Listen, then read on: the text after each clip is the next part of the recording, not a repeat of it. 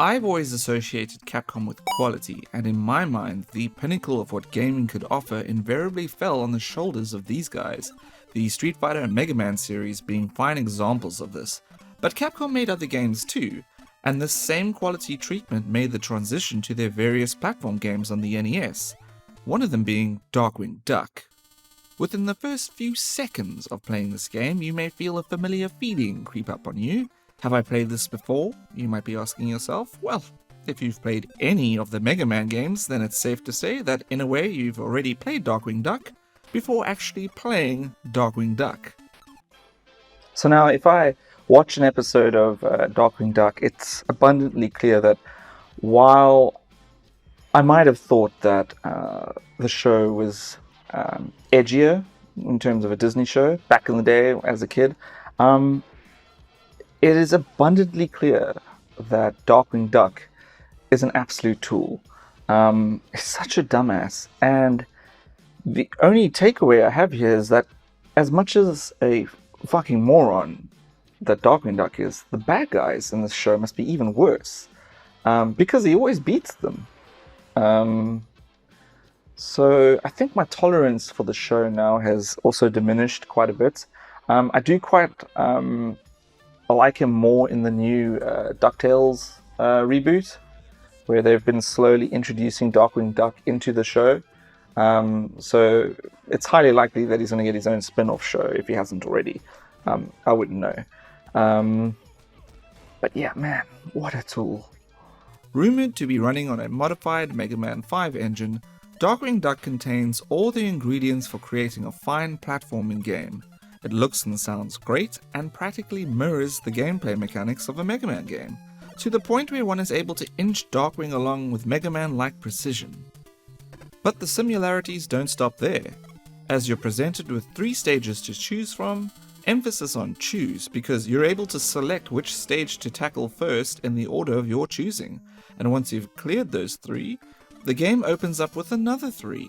Clear all 6 levels and the final stage becomes available, taking place on Steelbeak's floating fortress. I like the idea of being able to choose levels, but unlike Mega Man, it has no bearing on the game itself, as there's no mechanic in place that would prompt you to choose one level over another. Darkwing is equipped with a gas gun, and you can collect 3 different types of gas adapter for it, excluding the default gas pellet. While arrow gas allows you to reach previously inaccessible areas, I seldom used the heavy and thunder gas, and after testing them out a few times, never used any of them during the boss battles, the standard pellet always being the most effective, and given how easy the boss battles are and the fact that you don't gain anything from defeating them, Darkwing Duck proves to be as dissimilar to Mega Man as it is similar. You are limited to cycling between the default pellet and whatever gas adapter you have at the time, and picking up a different type such as arrow gas will replace the one you already have, but the ammo amount is stackable regardless. One could argue that it's strange that the game doesn't accommodate an inventory system for all 3 adapters, however, as the only useful one is the arrow gas, and the fact that none of the bosses appear to be weak against any of them either, an inventory system would have been completely wasted on this game. There are various special item pickups found in the game, many of which are dropped by enemies. These include first aid kits, diamonds, gold bars, and gas energy canisters, the latter bearing a strikingly familiar resemblance to Mega Man's E-Tanks. So given all the similarities here, it's pretty evident that Darkwing Duck is basically just a retooled and reskinned version of a Mega Man game. I wouldn't be surprised if it was using Mega Man assets as well. But everything from the movement, the jump movement, especially the way he fires, and the level design as a whole is indicative of Mega Man. And any seasoned Mega Man player would be able to see that. The big difference here is that the gameplay has been scaled down for a younger audience. And it's not nearly as difficult as a Mega Man game. Darkwing Duck is essentially a straightforward platformer, and its plot is pretty basic as well. A crime wave has hit St. Canard, and Shush requires the services of Darkwing Duck to stop it, as it appears that Fowl and their valued operative Steelbeak is behind the uprising. They've hired 6 of Darkwing's greatest foes to wreak havoc in different areas throughout St. Canard. So needless to say, you'll have to work through those 6 levels before going up against Steelbeak. The Steelbeak battle is pretty easy, provided you can get ahead of these guys quickly, because as soon as Steelbeak's protective barrier is destroyed, they'll stop coming, and the rest of the battle is pretty much a cakewalk. But if you drag your heels here, they will relentlessly kick your ass over and over again. There must be some kind of fucking prerequisite for developing an NES game, where the developers are told, listen, make a pretty straightforward game, don't make it too hard. So lull the player into thinking that everything's fine and that they'll be able to, beat this no problem.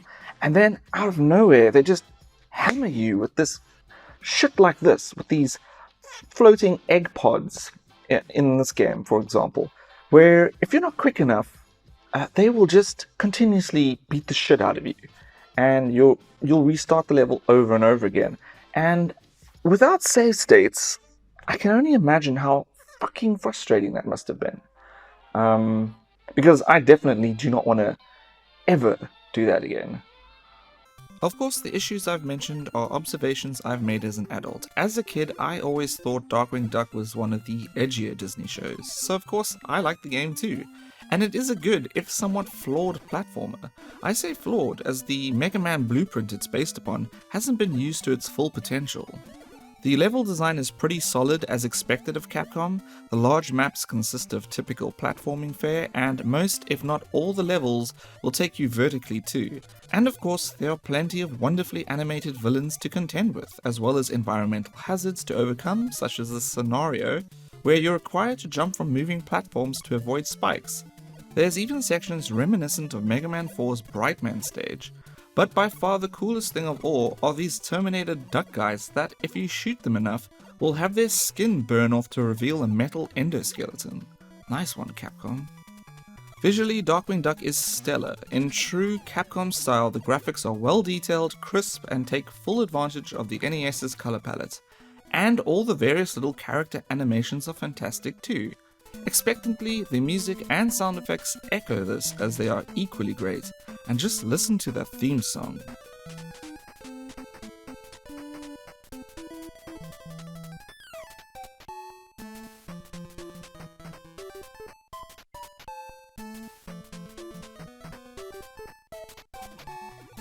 Darkwing Duck is indeed still good today, and I enjoyed revisiting this game. While it doesn't offer the same replay value as, say, a Mega Man game, and my willingness for repeated playthroughs has diminished as an adult, one thing that hasn't changed is how much I still hate Moriarty.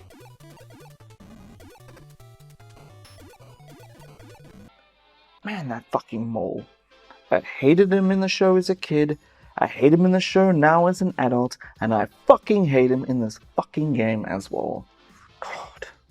Phew. Well, that's another NES game done and dusted. So, that's it for this week. If you enjoyed this episode, then please give it a like, comment, and most importantly, subscribe. Until next time, keep playing retro.